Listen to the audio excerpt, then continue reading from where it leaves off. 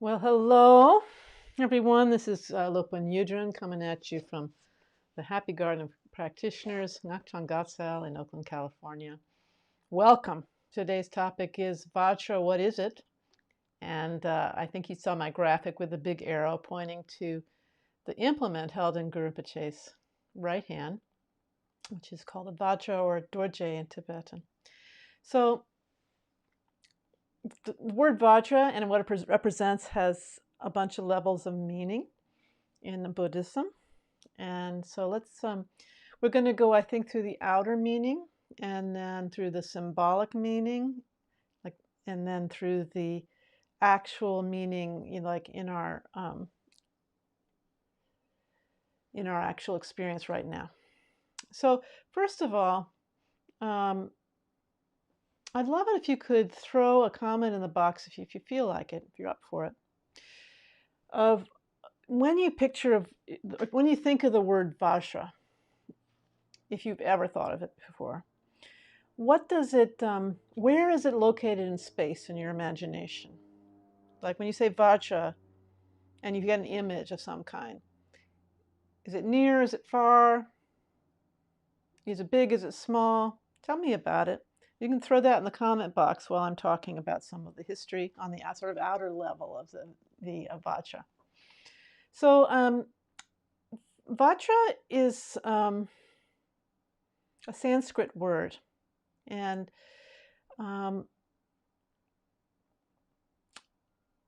it's dorje in Tibetan. And originally, it has a few different meanings. One of the meaning is thunderbolt. One of the meaning is a diamond, the hardest of stones. And another, in the way that this, was there one more? Well, basically that's it in Sanskrit. But then you go back to how it was depicted. And, oh, well, look at Indra. Let's bring in Indra. So originally, the great god Indra, his main weapon was a Vajra. Did you know a Vajra was a weapon originally? It's also kind of a scepter, or it became a scepter. It has multiple layers of meaning. I mean, this is thousands of years old, before the pre-Buddhist time, pre-Hindu times. So you can see on there in his right hand, conveniently, he has a, I would call that the Vajra. This is the typical illustration they're using. I think the left hand might be kind of open Vajra also. So this is the main kind of weapon of Indra. And what if if you go back to the ancient world, or even a few hundred years ago, what was the most powerful force, the most powerful weapon you can imagine? Well, if you could control lightning and thunder, boy, that would be like nuclear weapon level of power, right? But also there's this idea of indestructibility, like it was the most indestructible weapon, couldn't be harmed no matter what. He had the most powerful, they never use the word powerful, the most sturdy, impenetrable weapon. And analogies have been drawn to like the hammer of Thor, and or gods in Western culture that wielded thunderbolts, very similar. And it could be there's cross-pollination because, our language, our European languages come from, assuming you speak English, come from Indo-European, and the Indo is for India. And so we actually share a lot of words with Sanskrit. So a lot of words came our direction from India. And a lot of things also flowed from west to east, from Turkey and Greece and, the great ancient civilizations out to India. So there's a cross-pollination there. So their gods are pretty similar in some ways, right? I don't think the Greek ones wrote an elephant like Indra, though. That's one heck of an elephant, isn't it? So that's where it originated. And then in Buddhism, a symbolic object emerged that's very much like the ones that Indra's holding. And I'm going to bring one of those up. I'm going to bring my Vajra here. Let's look here and see. So there's my Vajra, and this is one of many styles of Vajra, and this is a 5-pointed Vajra. And you go, what do you mean 5-pointed? It's got 4 spokes to it right down here, but there's a middle spoke too, so that counts as a 5th spoke. So now we're moving to kind of the legendary aspects, to the physical object, and this represents many qualities of a diamond or a thunderbolt, and is used in rituals and as hand implements, but also in our visualizations of deities. And it's used, the word Vajra is used to represent some things, which I'll get to a little later. So let me get my glasses on. So I've been looking at my usual sources for all the symbolism of this implement.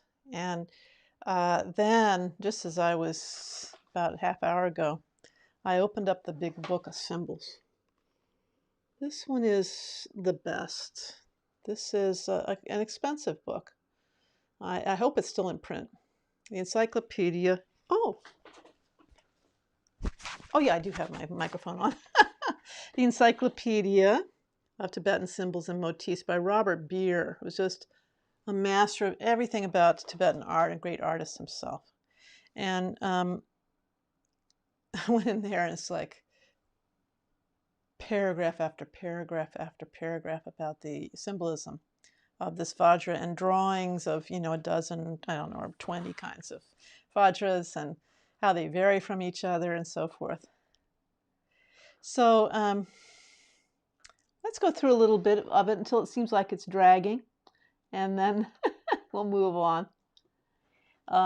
It's hard to make it drag with Robert Beer because he's so interesting. I'm going to take just the upper part of the Vajra so you can see everything close up. Are you interested? If you're interested, throw a note in the box and tell me what's interesting to you.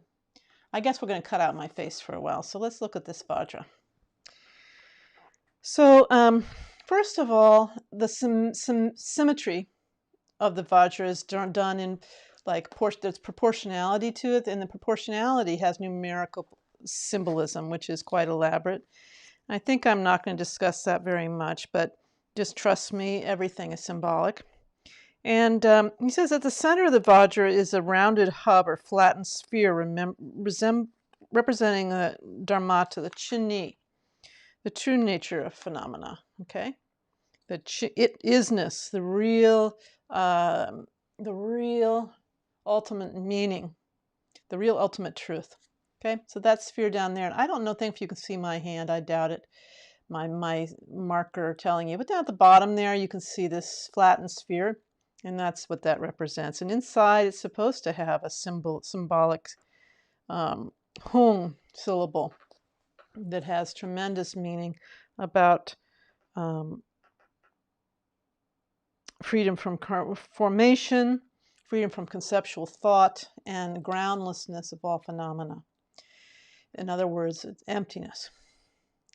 Then if you're going up here, you'll see those 3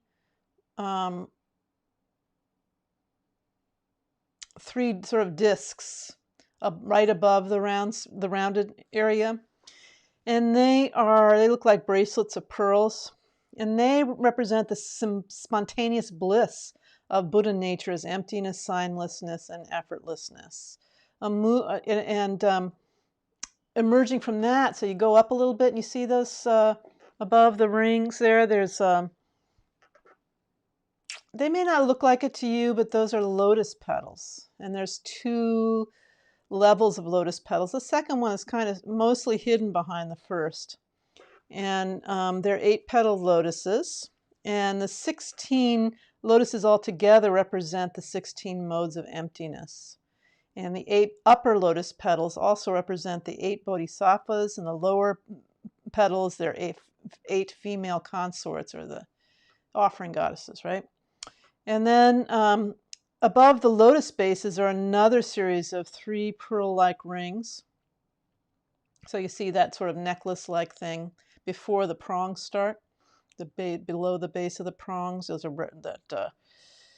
that is another thing going on. And what do those represent? They represent the 6 perfections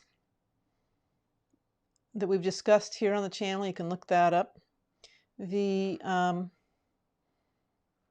Then there's a full moon disc on top of those discs, still below this prongs up there, represent very narrow, it's hard to see, symbolizing the full realization of absolute and relative bodhicitta.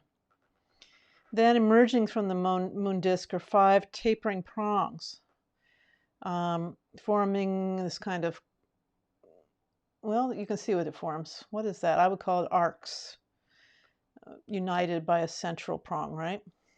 And this, it's hard to make it out, but at the base of those prongs, the very bottom of them, where they come out there, those are actually the mouths of water dragons, known as Macaroons, sea monsters. They're commonly used motifs in Indian artistry. And it's like they're coming out, the prongs are coming out like tongues from there. You can't, it's hard to see them, but trust me, they're there. Then let me see if we got the symbolism of the Macaroons.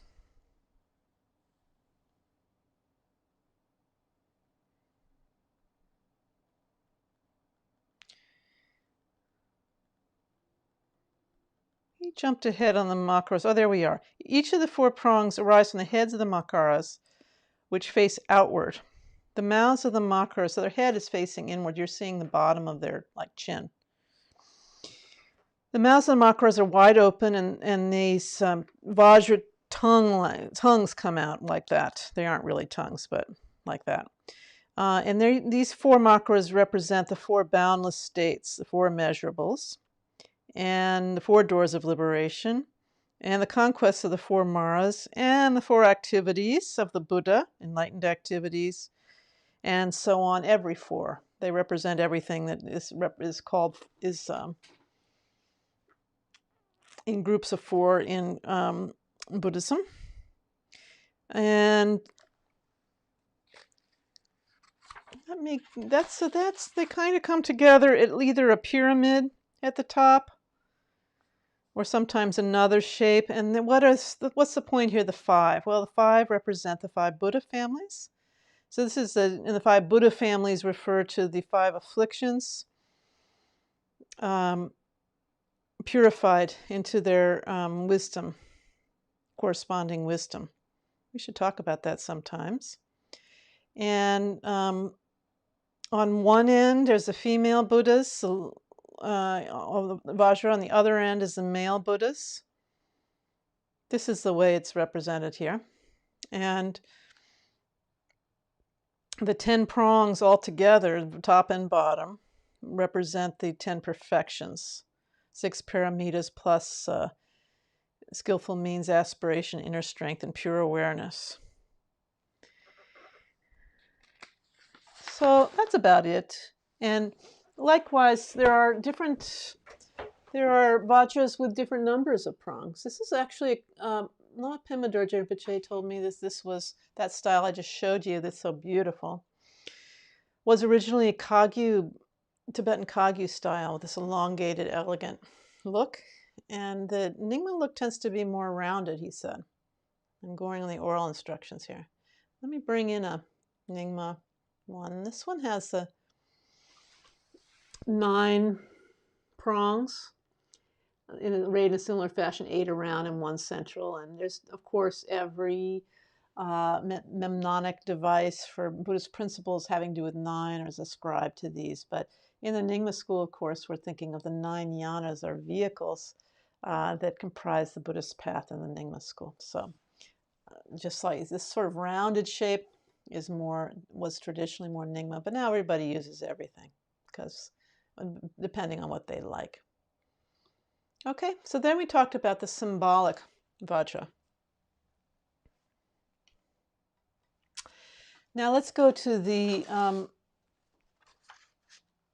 what Vajra also means. So ultimately, though, Vajra really is about the nature of our minds, the empty, what we're always talking about, like the main point of Buddhism that we work with a lot in Vajrayana, or the diamond way, or the indestructible vehicle. Vajrayana is vehicle of Vajrayana Buddhism.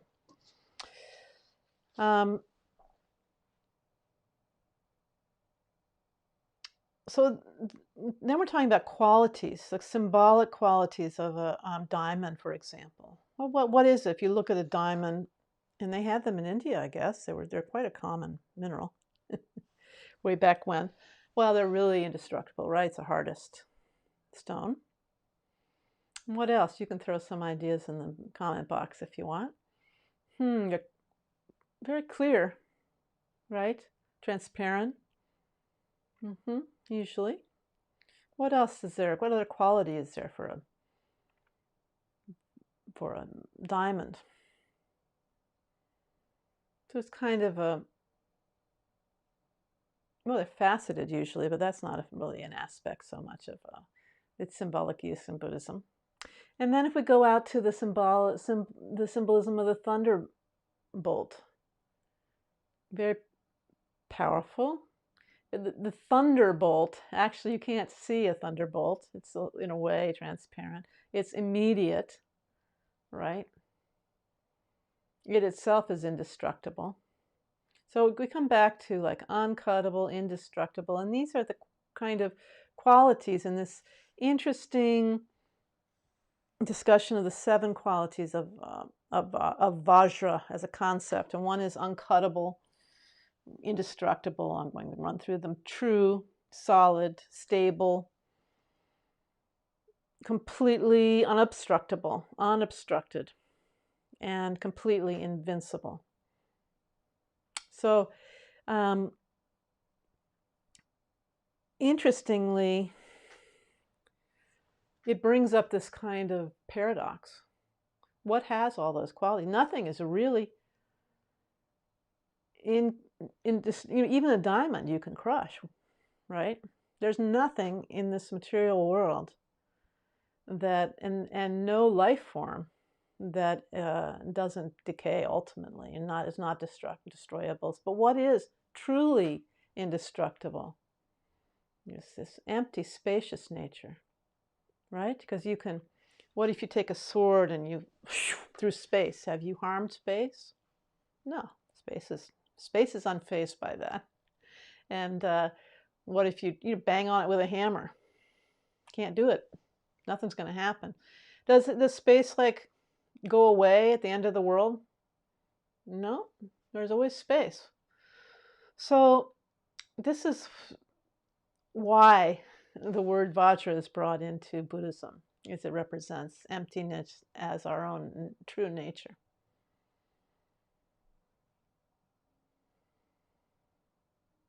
And so what does this mean to us now? Is it just like entertainment that we learn these things? And you can go read Robert Beer's book and it'll go on for pages about Vajra. But the point of Vajra is finding the true nature of our minds, the wisdom that is latent within us. Our bodies, there's nothing else. In a way, there's nothing else that's not contained in our bodies. We're embodied beings.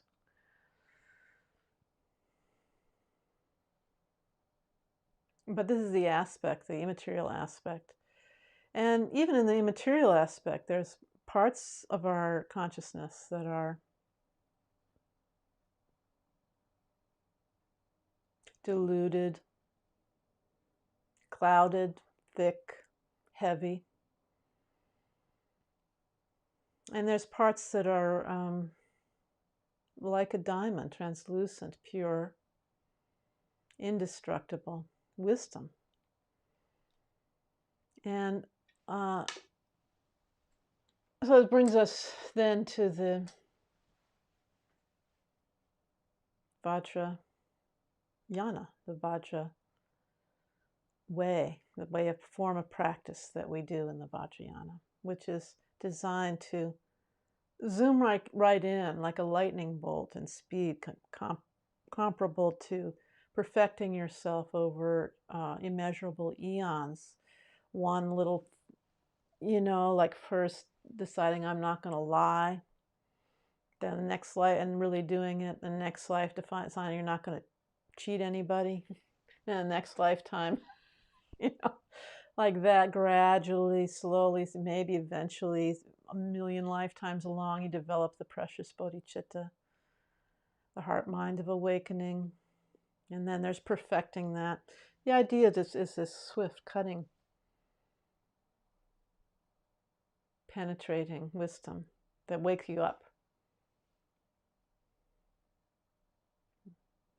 So that's the promise of the Vajrayana. And I think implicit in the name also, there's a lot of the use of symbolism, art, and powerful, our own bodies, the world around us, engaging with the physical world, not necessarily trying to withdraw or shut out reality. Letting it all come in. Letting, like a hurricane, When a hurricane passes through Florida, there's lots of damage. But the space is not damaged. And likewise, hurricanes can rove through our minds, and they do, right? Emotions and thoughts, and the background, the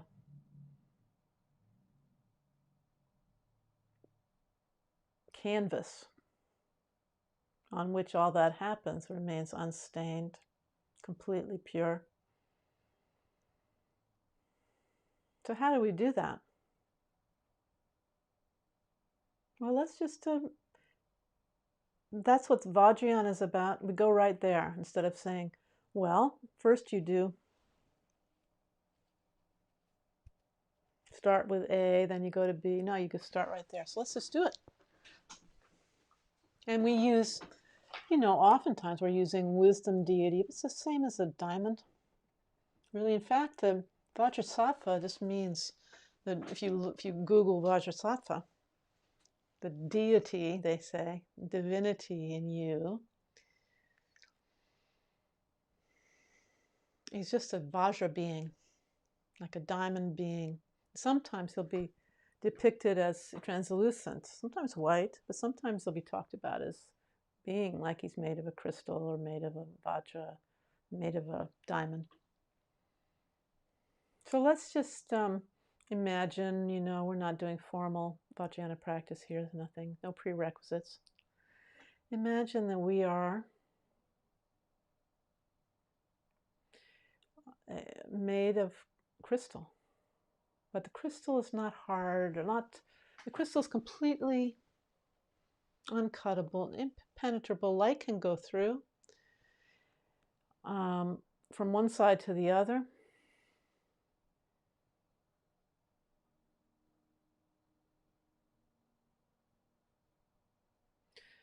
Bright, aware, present. Try putting your observer out here and looking back, and just look right through your body.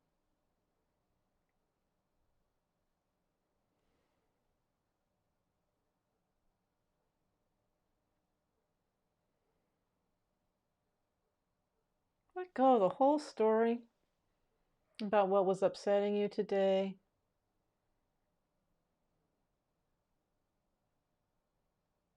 It's okay to drop the whole, whatever your name is, story.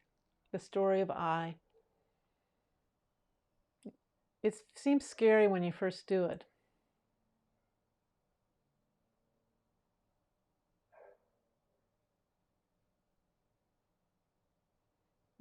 And you think, will I lose my intelligence?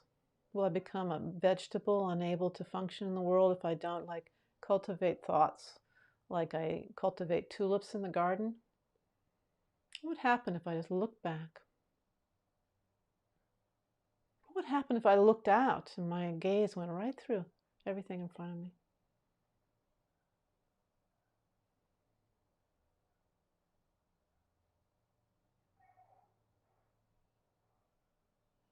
Sometimes people like to open their lips a little bit. Loosen up that jaw. Just relax.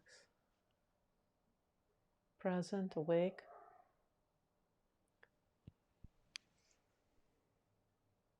Where do you feel that in your body? Do you feel anything happening in your body? Yeah? Where do you feel it?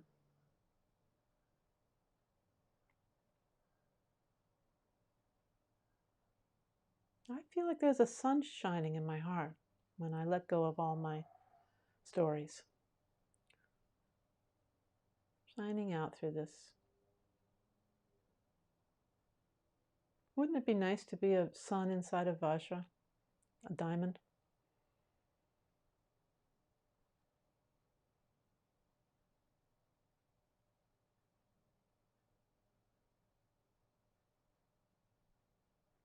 You could become a great diamond, completely pure diamond entity.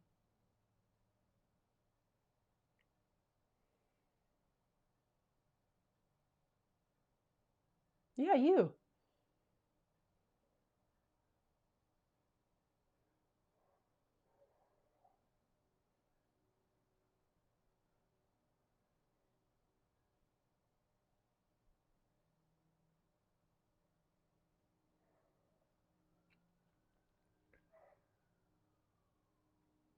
If you have some idea that you're not good enough, you're not there yet, you don't know how to meditate,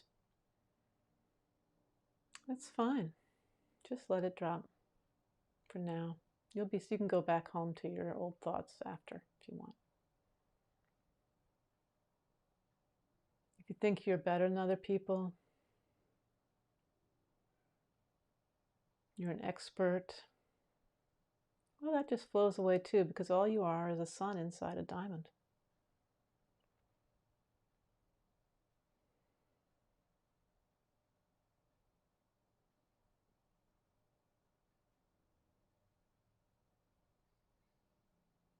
Most people feel that in their heart. Do you feel it in your heart?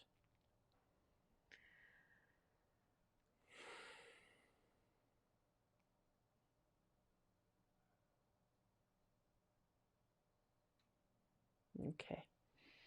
Thank you so much for being with me today to start to talk about Vajra.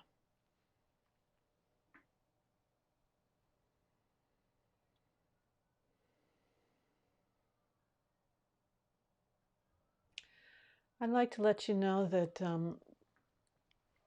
I have an introduction to Vajrayana Buddhism weekend coming up. So if you'd like to join me for that, just scroll down in the description for this video and you can sign up right there. And if you want to get to know me, just look over my past videos. They're all here on the channel. I've got more than 50 of them. See if you'd like to connect, and we can just do a kind of survey of what is Vajrayana Buddhism. And then I'll bring in some practices and we can do some practice together. It'll probably be, they'll be interchanged. It'll be more intimate than this YouTube setting. But only as intimate as you want it to be. You can also be an observer if you feel shy. Alrighty, so hope to see you there. And I'll see you next week. Bye.